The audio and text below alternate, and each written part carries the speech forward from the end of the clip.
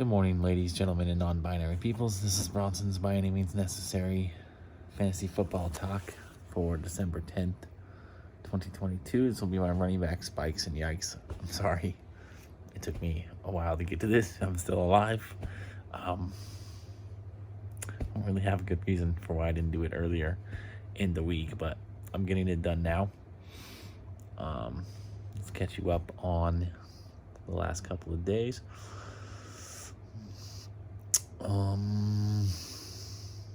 Well, I watched Emily the Criminal yesterday, a new movie on Netflix. It was okay. Nothing super great, nothing bad. I just finalized booking on a couple of vacations, actually, and I was a little hesitant because there's somewhere I want to go. I'm going somewhere just before Christmas, and then I also want to go somewhere for New Year's. And I'm just kind of stressing on whether I can afford it or not. But if I pay for everything in advance, I should be okay, right? If I pay for the hotel and all the events and stuff, if I pay for that in advance, I should be fine.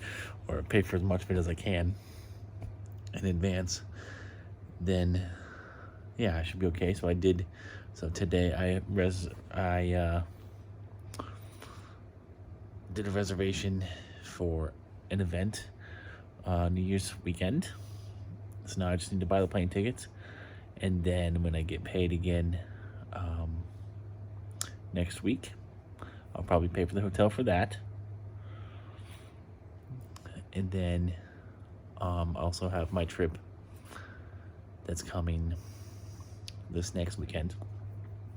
I already bought the tickets for a couple of events for that. I've already got the plane tickets. I've already got my bus ticket to get me where I need to go from, city to city or airport to airport or whatever the case may be.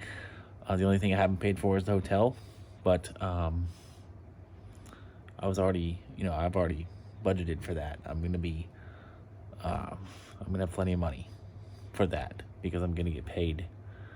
Because this paycheck I get on Tuesday is gonna go towards that, and it's not gonna take even half of my check to cover that. So everything else paid in advance. So I'll have plenty of money for my hotel and plenty of money to spend on my trip if I so choose, which I highly doubt I'm gonna spend all of my money on that trip. So I should have money for Christmas presents when I come back. And then of course I'll have a fat check from UPS because we've been getting damn good hours through the peak season so far. So I don't know what I was stressing out about. And I found a really good deal to get back and forth to where I want to go for New Year's weekend. Really good deal. I just have to drive up to Everett, Washington, which I was not aware. I knew they had an airport there because Boeing is there, but I didn't realize it was a civilian airport that civilians could fly out of there. And I found some really good deals. You can get a lot of places. Well, I guess I shouldn't say a lot. I didn't look at a lot of places. But there's a couple places that I have considered going in the next few months where the deals are really good out of Payne Field, which is Everett, Washington. So that's where I'll be flying in and out of for this trip on New Year's weekend. I'll just have to drive up there. It's just 3 hours. I was originally going to fly out of Portland because I found some good deals out of Portland. I just couldn't get back to Portland for a good price at all. So I was looking for other places to go and came upon Payne Field. And I would have just flown back to Payne Field so I don't have to drive up there. But I can't get a rental car to get me back home. There's no Amtrak or bus back to Portland from Everett after 4:30 p.m. And there's only one flight I could get for a good price that gets me back to Everett on the day I want to get back, and it gets me back at 6 p.m. So I wouldn't have a way to get back from Everett to Portland until the next day, and that wasn't ideal. So I think it's just gonna be better for me to just drive up there and fly out and fly back, because it's a really good price round trip, and I'll just drive back home after 6 p.m. When I come home. So I think I'm gonna have. I know for a fact I'm gonna have one trip. That's what I've been planning for the last month or so, before Christmas, and then hopefully the one for New Year's as well. The event that I put a reservation on for was just a $20 to hold my spot, non-refundable $20. So if I'm out the $20, oh well, I don't have to pay for the full event, the full tour, until the day of. So if I end up not going, I'm not going to be out the other. I'm not going to be out anything but $20. So not too much of a concern, but I should be able to make it work for both trips. And the Army-Navy game is today. This is my favorite college football game of the year. I don't really understand why. It's kind of it's not very good football, but I like the spectacle. I like the traditions. I like the winning team gets to sing last. I like all the cadets and all the midshipmen being there in their dress uniforms. I like the triple option. I've always been a fan of the triple option. It's fun for me. It's fun to watch for me. So it's like, I just like that game. So I'm going to try to watch it today. It starts at noon. And then Uber's been offering a lot of boosts lately, which is something they haven't really done since I started working here in June. So 6 months. They haven't really offered a lot of extra money, but they've been doing it every day now. Certain peak hours like dinner time, or like late night. An extra $1.50 per order, which is really, really nice. So I've been signing up for those, taking advantage of those. Had a really good day yesterday because of it. Didn't even have to. I was out for like from 4 to 9, and then I went out from 11 to midnight or something. So I guess it was a relatively, I wouldn't say a long day. It was a pretty normal day, but it was nice to have a $200 day and not have to go out for lunch. It gave me an opportunity to sleep yesterday and still make enough money. And then they're offering the same thing today. I think it's 5 to 8. They're offering $1.50 per order. And then 11 to midnight, they're offering $1.50 per order. So I'm obviously going to want to capitalize on that, which means that I can watch the Army-Navy game from noon till 3 o'clock or whatever and not really miss much. Even though after I'm done with this video, I might go out, because it's like 9:15 right now, 9:30. Might go out for a couple hours, see what breakfast has to offer today, and then go out later for dinner.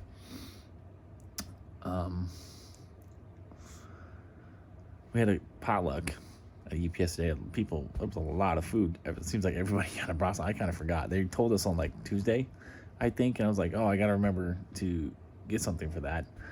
And then, it completely spaced my mind.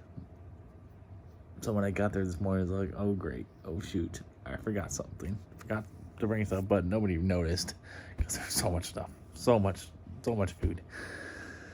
It was really cool. Really cool thing.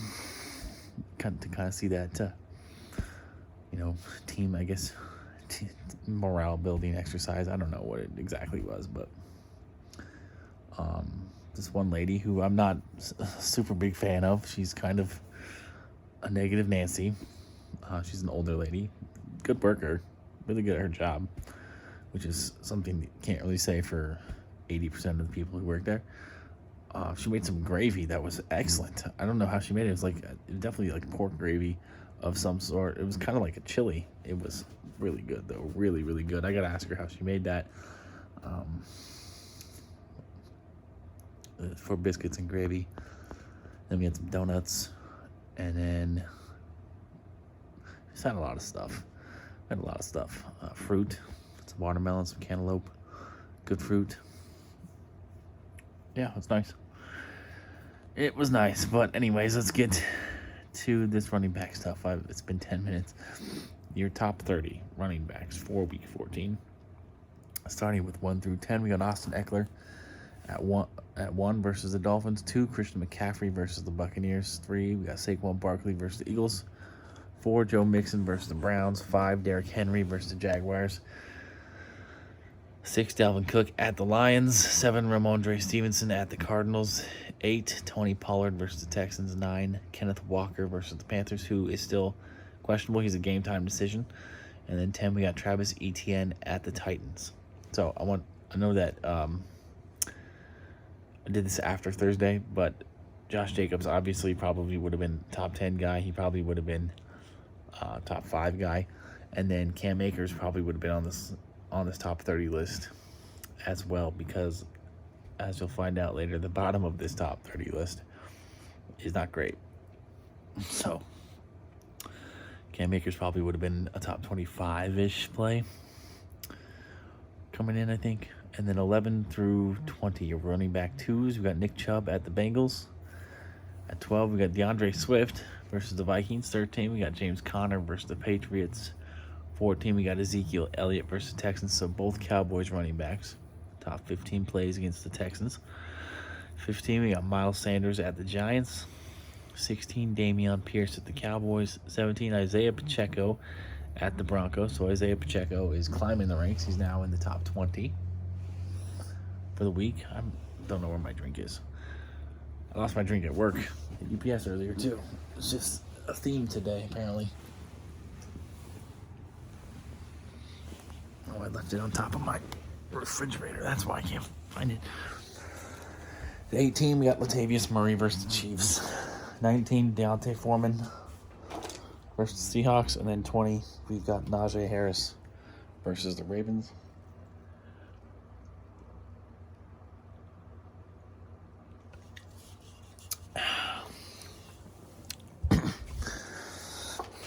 I don't know. I was kind of wanting to go out and work for breakfast, but I'm actually kind of tired. I should probably take a nap and then get up in time for the game. Running back 3s, 21 through 30. Jeff Wilson at the Chargers, and then Raheem Mostert at the Chargers. So 21 and 22, both Dolphins running backs at the top of the running back 3 ranks. Excuse me. 23, we got Michael Carter at the Bills. He's back, healthy, no injury designation for this game. 24, we got Jamal Williams versus the Vikings. 25, Leonard Fournette at the 49ers. 26, we got Zonovan Bam Knight against the Bills. So both Jets running backs kind of hovering around the same level in that running back 3 mix. 27, we got Devin Singletary versus the Jets. 28, we got Rashad White at the 49ers. 29, we got James Cook versus the Jets. So both Bills running backs really close. Both Tampa running backs really close. And then at 30, we have Jerick McKinnon at the Denver Broncos. So, again, Cam Akers definitely probably would have been in that top 25. I think he probably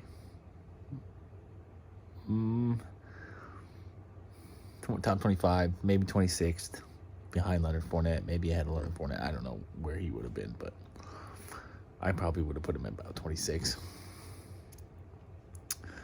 So my yikes, I do have a couple in the top 10, starting with Tony Pollard.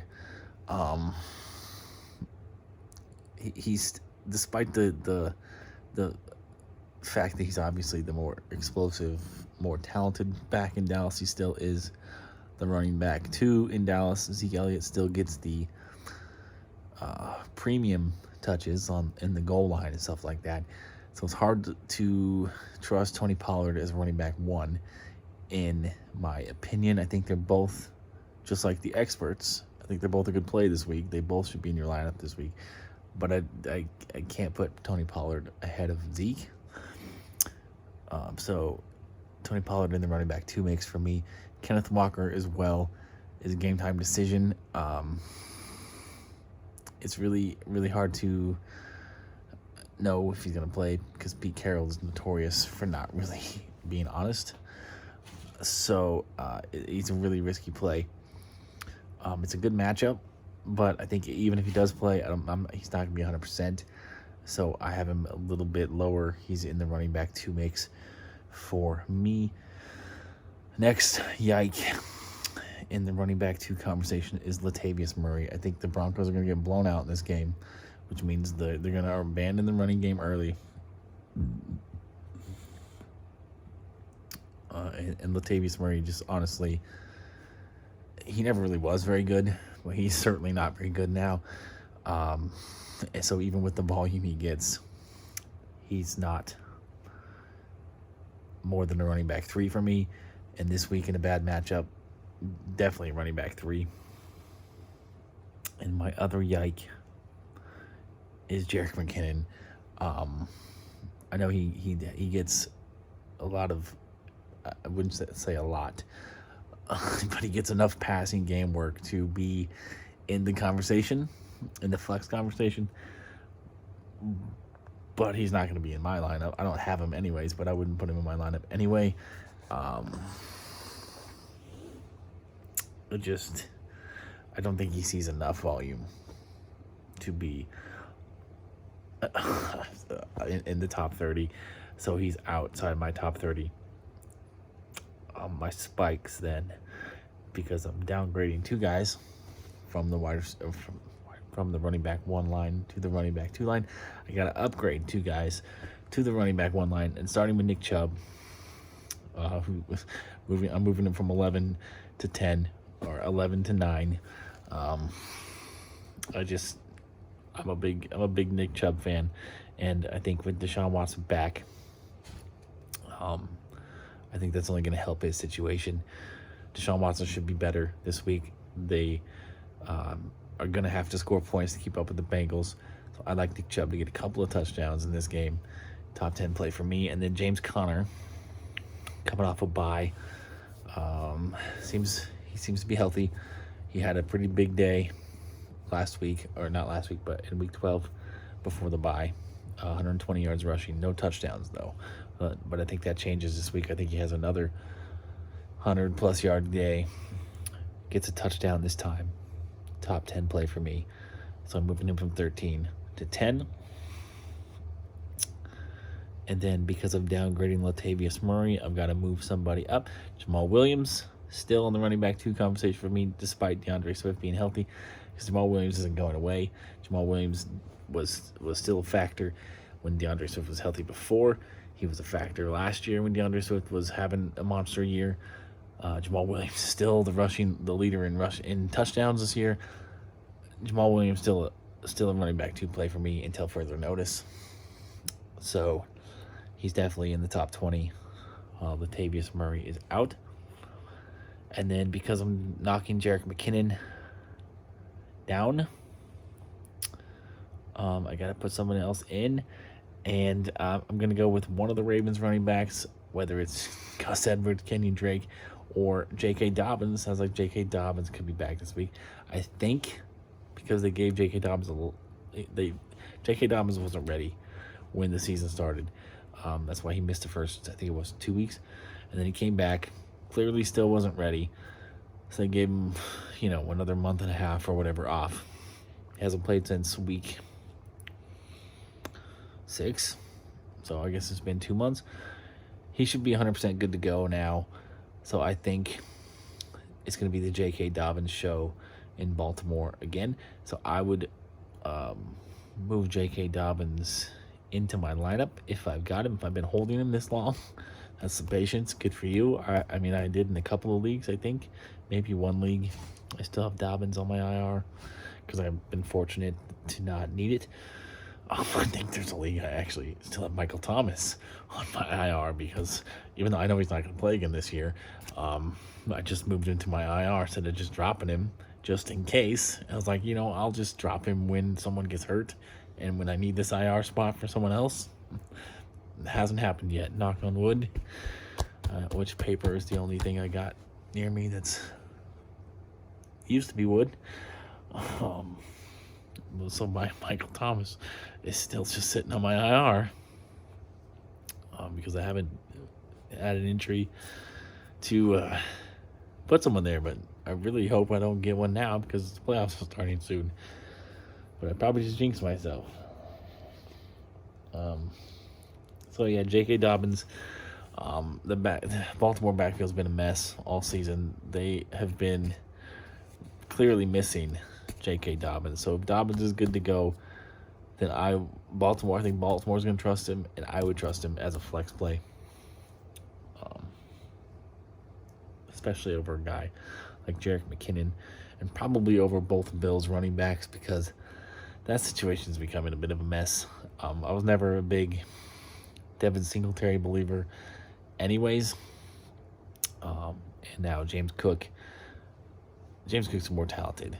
So James Cook is going to take that job. Sooner or later, he's going to take that job. But he hasn't officially fully taken it yet. There's still a nice split there. They're still both useful. But the workload, you don't know how it's going to go game to game. So I would trust Dobbins over those guys. And then, yeah, that's it. That's all. That's the only guy outside the top 30 who I'm even concerned at all with this week is Baltimore. I think it's gonna be Dobbins, but it could be any of the three as we've seen this season. But if you own any of the three, I think they're all a good flex play this week. But anyways, it's a longer video than I thought. I didn't realize it took me almost 12 minutes to get through all the info, but I did it. We survived. Look at us. I am going to upload this thing, and I think I changed my mind about working. I think I need a nap. I only slept 4 hours, which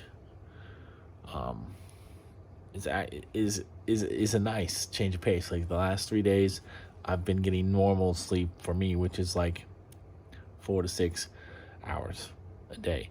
It's been fine. So I'm glad. I hope that I am past whatever the hell I was dealing with for the last month plus that was making me want to sleep all the time, making me exhausted all the time.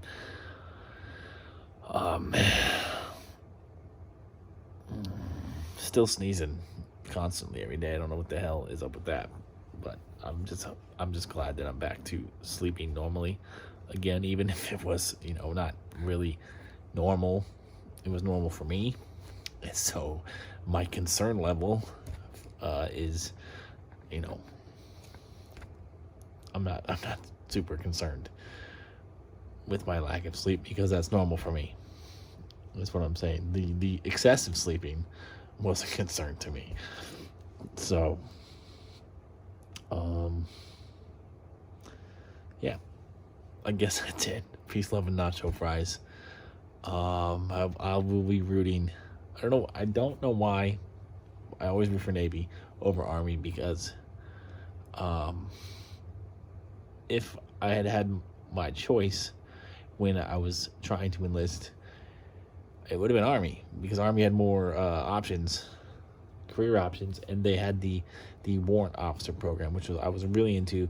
I wanted to learn how to fly helicopters. I wanted to be a warrant officer. I wanted to be that guy who isn't a true officer, but isn't an enlisted person either. So I'm kind of like in between. So I have some authority, but not I don't have to go to officer school, all that stuff. That was a cool scenario for me. That would have been my first choice if I had been able to get into the military. But Navy, I just feel like Navy just has more. They have more adventure. They get to go more places, see more things. Not always be in the line of fire. I guess my ex best friend was Navy, so I don't know why I favor Navy, honestly. Between the three of them, though, I'm more of an Air Force guy. But, the Air Force Navy game doesn't matter. Army Air Force doesn't matter. So Army Navy, that's the big game. So, I don't know. Plus, I don't know. I've always just thought the Naval Academy was cooler than the Army. The Army is just so old. I mean, they're both old. They're both from the 1800s. But the Army at West Point is freaking like 200 years old at this point. Navy, I think, is like 100, maybe 50 years newer. I've been to the Naval Academy. I've seen it. It's cool. I haven't been to West Point yet. Maybe someday. But it's not really a destination for me. I don't know. I don't know why I typically root for Navy. Because, again, if I had my choice, I would have been Air Force or Army, not Navy. But don't know. The Army. I don't know if you guys have seen the Army uniforms that they're wearing today, but they're nice. They're nice uniforms. So, and if Army wins today, I think they're bowl eligible. I think Navy doesn't matter. Navy wins, it's just pride. They're not going to a bowl game. But if Army wins, they can go to a bowl game today. So, I don't know. I'm going to switch allegiances this year. Maybe I should root for Army this year. I don't know. I'm just looking forward to the game. I'm looking forward to getting a chance to watch it for the first time in a couple of years. So, peace, love, and nacho fries. Good luck with your fantasy football stuff this week. Bye.